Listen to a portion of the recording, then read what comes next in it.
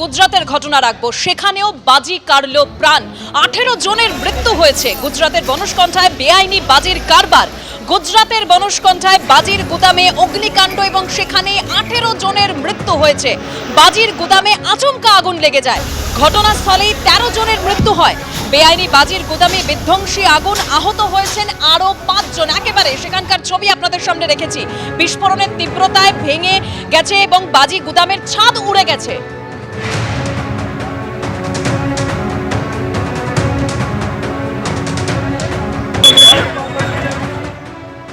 আর গুজরাতের এই ঘটনায় দেবাংশু ভট্টাচার্য একেবারে সরাসরি বিজেপিকে আক্রমণ করছেন।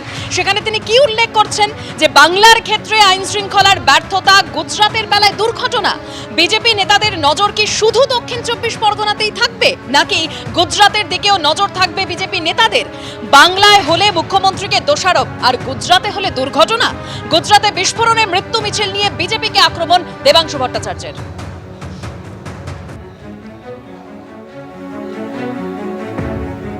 ঢোলাহাটের যে ঘটনা ঘটেছে, 8 জনের প্রাণ চলে গেছে। সেই ঘটনায় পুলিশ কি ব্যবস্থা নিয়েছে, ব্যবস্থা নিতে চাই কিনা সেই প্রশ্ন উঠছে।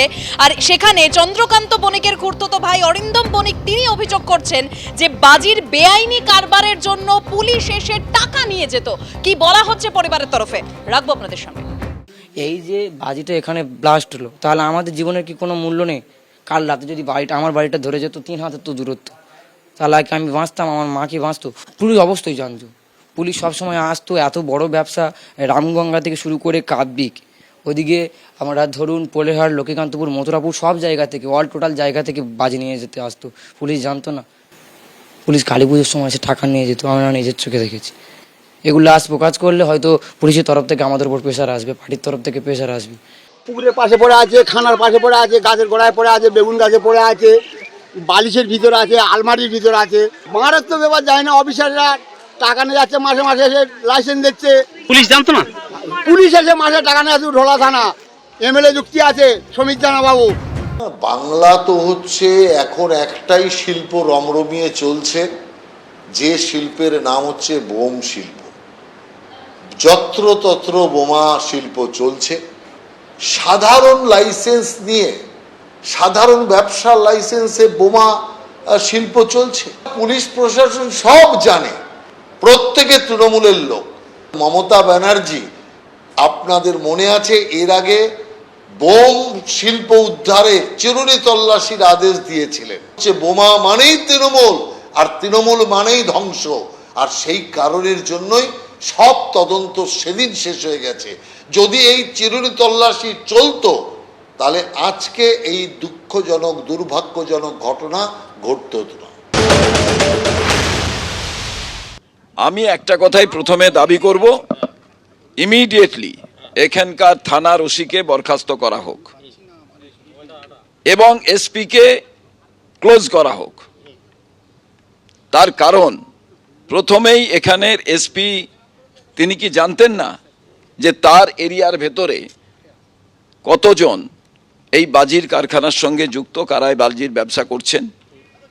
এবং ইমিডিয়েটলি পুলিশের ডেকে জিজ্ঞাসা করা উচিত এমএলএকে, এখানকার পঞ্চায়েতের সদস্য যারা আছেন তাদের, এবং এমপিকেও ডাকা উচিত। তার কারণ, একটা এলাকায় কি ঘটছে এখানকার পঞ্চায়েতের সদস্য জানেন না, জেলা পরিষদের সদস্য জানেন না, বিধায়ক জানেন না। এই ঘটনা হতে পারে না। বাজি কারখানায় যেটা হয়েছে অত্যন্ত দুর্ভাগ্যজনক ঘটনা। পুলিশ প্রশাসন তদন্ত করছেন এবং দুর্ঘটনা ঘটেছে, ফলে দুর্ঘটনা তো দুর্ঘটনাই। আবার দেখুন, আজকেই গুজরাটে বাজি কারখানায় বিস্ফোরণ হয়েছে, 17 জনের বেশি মৃত্যু হয়েছে, একটা বাড়ি উড়ে গেছে। দেশের প্রধানমন্ত্রীর রাজ্য, দেশের স্বরাষ্ট্রমন্ত্রীর রাজ্য, তো গুজরাটে বাড়ি উড়ে গেছে। দুর্ঘটনা। পুলিশ প্রশাসন খতিয়ে দেখছে কেন হয়েছে, কিভাবে হয়েছে। কোথাও না কোথাও তো নিশ্চয়ই গাফিলতি ছিল। আমি জাস্টিফাই কোথাও করছি না, আমরা কেউ জাস্টিফাই করছি না। মানুষের প্রাণ গেছে, অত্যন্ত দুঃখের। ওটা বাজির বিস্ফোরণ নাকি রান্নার গ্যাস ফেটে, এগুলো পুলিশ তো দেখছে, পুলিশ বলছে সবটা। তো ফলে এটা নিয়ে রাজনীতির কোনো অবকাশই নেই। কিন্তু সমস্যা হলো যদি লোকালয়ের মধ্যে ঘটে যায়, লোকালয়ের মধ্যে বাজি মজুদ থাকে, তাহলে মানুষের প্রাণ চলে যায়।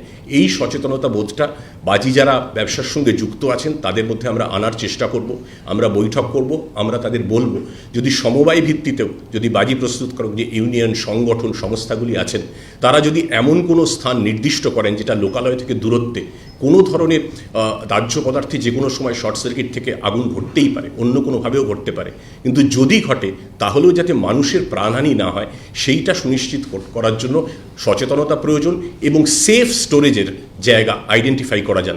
Safe storage is a priority. আমরা দেখতে পাচ্ছি লোকালয়ের মধ্যে বাচ্চা আছে, বয়স্ক আছে, পাড়া প্রতিবেশী আছে, বাজারহাট আছে, স্কুল কলেজ আছে, সেইখানে যাতে বাজি মজুত না করা হয়, যাতে স্টোরেজ করা যায় কোনো একটা সেফ জায়গায়, কোনো একটা যেখানে মানুষের জনবসতি নেই এমন কোনো জায়গায়, সেইটা আমরা ডেফিনেটলি খুব শীঘ্রই আমরা বৈঠক করব বিভিন্ন বাজি সংস্থা প্রস্তুত করবে।